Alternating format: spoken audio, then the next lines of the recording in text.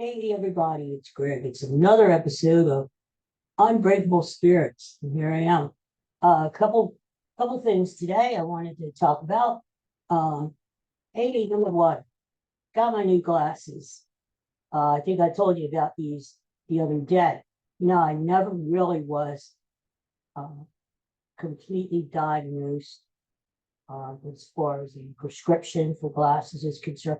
And the reason is not because of my eye doctor, who's great. Um, I couldn't get into the chair, to properly look into the little machine to read those tiny little letters on the wall. So we did the best we could uh, with what we had to work with. And so my glasses were, okay, but they could have been better, you know. Well, this last time I had an exam, I was able to get into the chair. He had a different chair, and the armrest swings up. So I was able to use my handy dandy transfer board, and I was able to shift over to the chair, get a proper exam, the machine, and there it is. Here's my glasses. So why am not I'm why am I not wearing them? That's the point, right? Why did I get the freaking glasses? I These are for long distance, or if I go to a concert, a ball game, something like that. So for the computer, for this, what I'm doing now, the podcast, the reading, I don't really need them, but these are good to have for long distance. So anyway, so that's number one. Number two is I'm prepping for my big procedures on Monday. Yes, going down to the University of Pennsylvania on Monday. This is Friday when I'm recording this. And I'm going to have the doubleheader, the big doubleheader on Monday. It's the colonoscopy and the endoscopy, where they stick the little tube or the camera down the esophagus there, take a few pictures. I have acid reflux disease. And I tell you what, if you guys have that or have persistent cough or something, go get it checked out, okay? Because you could feel a lot better. I made the mistake of not getting it checked out right away. And I went years and years with having this cough, especially when I was eating. It was really annoying. And here it turned out I had acid reflux. So no wonder things that were spicy, uh, you know, citrus fruit, things like that would agitate the esophagus and I'd start coughing. So that's what they diagnosed me with, and I'm on medication for it. And then they diagnosed me with something called Barrett's disease, which is a precursor to cancer. But thank God it's not cancer. But that's why you have to get checked out. So if you have this, they can control it with medication, exams, and make sure it doesn't turn into cancer. So that's another reason why I'm having an endoscopy on Monday, just to check things out and make sure that things are cool around. So I haven't had one of those in about 5 years, so it's about time. And I won't say it's funny, but all this prep work, the prep work is probably worse than the procedure. I'll let you know how the procedure was next week, but I've had them before, and it's like you're sort of in twilight zone there, and you're back again. It's just like you fell asleep, and all of a sudden, hey, you're right, and it's over, right? The whole thing takes maybe 20 minutes, 30 minutes. To me, it's like 10 seconds. I'm out, up again. Oh, okay. So, the important thing is to, when you get a certain age, like, I don't know, they're saying that guys should have it sooner than later. It used to be 50, I believe. They said to have your first. colonoscopy.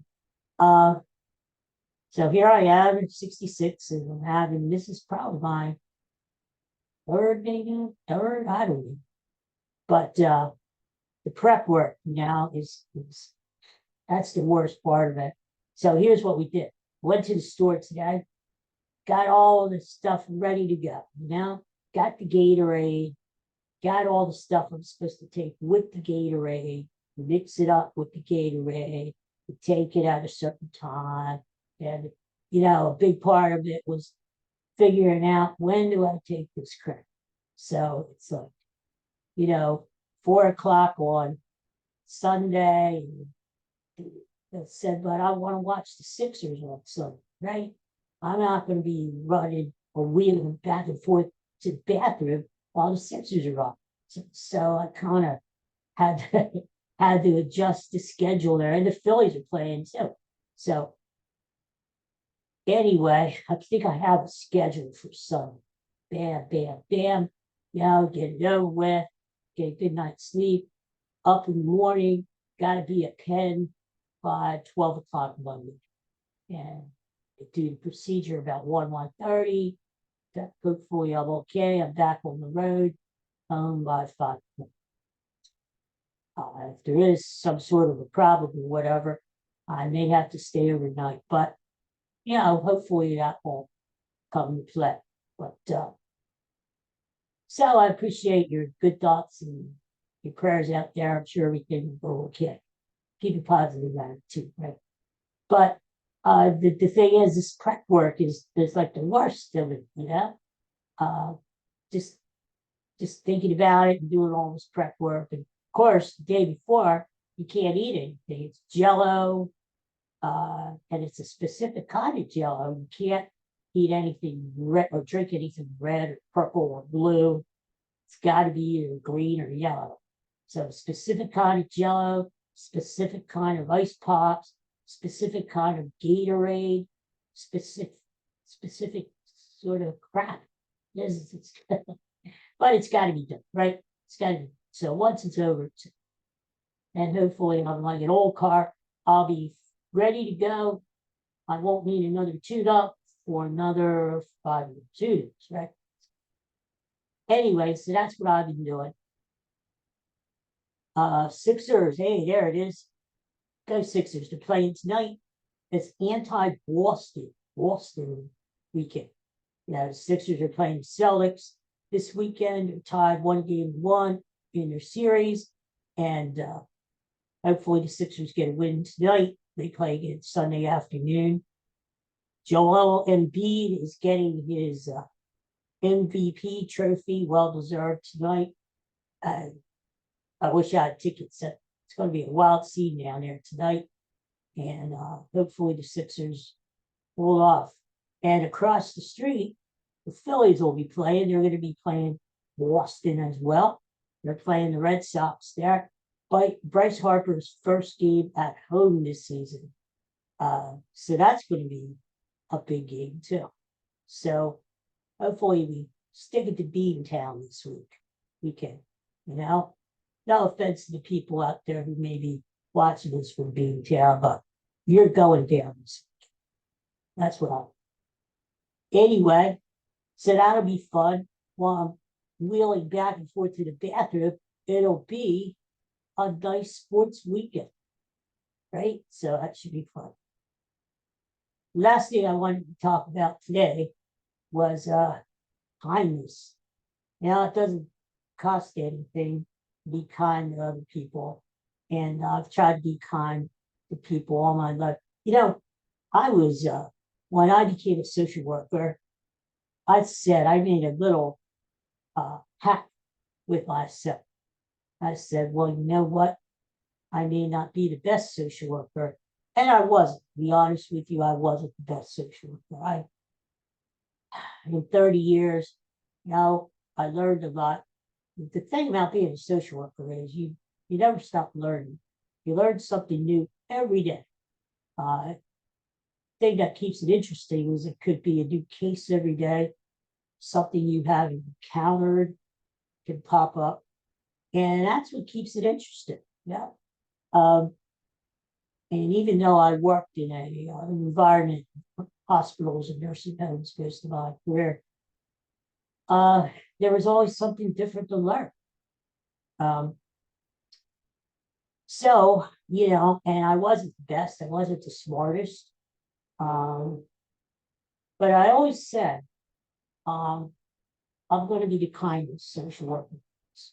Nobody's been beaten up in kindness before. And I think my strength as a social worker is or was is, I mean, once you're a social worker, you're always a social worker, no matter what, is compassion and caring and kindness. And I think you have to have that in you to be a social worker, to make a difference in someone's life. Um, it starts with having what's inside, the kindness and compassion and the caring. If you don't have that, you're not going to make it in the helping field. Um,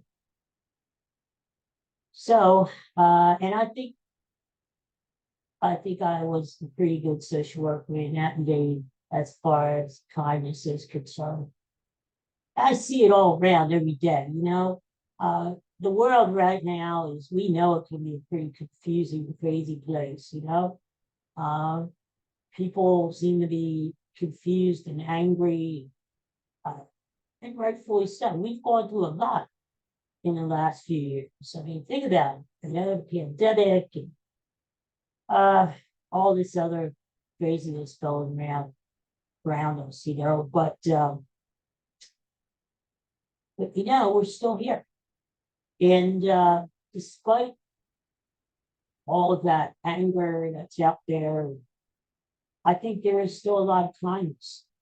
I have to tell you, I was getting in the car, um, getting out of the parking lot, going back in the car after we got the groceries today. And there was an older gentleman approached Ollie, approached the car, and he had to be in his thirties, maybe 90, short guys, thin, um, and he came up to us and he said, and this guy could just go up there and walk himself, said, "Can I help you? Can I help you? Do you need any help with the wheelchair?" Giving my wheelchair, folding it up and rolling it into the back seat. Can you imagine that? I was very touched by that. Now, here's a guy who is older, and it's like he's, you know, uh, maybe on the frail side, and yet he's asking us if he can help us. And that's what makes the world, that's going to be our our safe place in the world. I mean, kindness, if everybody was just kind to each other, even if it's just one act like that every day, asking somebody if they need help, maybe holding a door open for someone, uh, whatever the case may be, um, I think we would be a lot better off. But anyway, I had to share that with you. Um, Kindness really does matter, and it doesn't cost anything to be kind to other people and to yourself too. Be good to yourself. I'm guilty of that. I beat myself up too much for things. I still do. You would think I know better. Here I am, this old dude, and no matter what, social worker or not, I still, no matter how much I talk to people, and I'm guilty of beating myself up too much, and you can't do that. You have to be good to yourself as well. Be kind to yourself and be kind to other people around, and animals. No work Bud Brothers. He's doing good, by the way. He is 4 days post surgery. He had 10 teeth taken out, and he's doing good. He's back to his old Bubba self. Um, just doing the old Bud things that we used to do, you know. So I'm so happy and blessed that he is back. And thank you all for any the prayers and the thoughts, the good vibes we sent to Budster. So thanks again. So he's doing well. But anyway, everybody be kind to each other, be kind to yourself. And I hope to see you again soon. I probably will take another episode over the weekend, do my sports edition. I usually do every weekend. Yeah, if anybody out there wants to join the show or be a co-host on one of the sports programs, now I see a lot of people on Twitter who are into the Phillies and Sixers and Eagles and all Philly sports. Just contact me. I'm glad to have you on, and just shoot the breeze about sports. Otherwise, I'll probably take an episode sometime this weekend. We'll see where the Sixers are after tonight. We'll see how the Phillies do against the Red Sox. And of course, there's always the Eagles to talk about. And so, thanks for tuning. And hope to see you guys again soon. And wish me luck on Monday. Okay? Thanks for now. You guys take care of yourselves. Bye.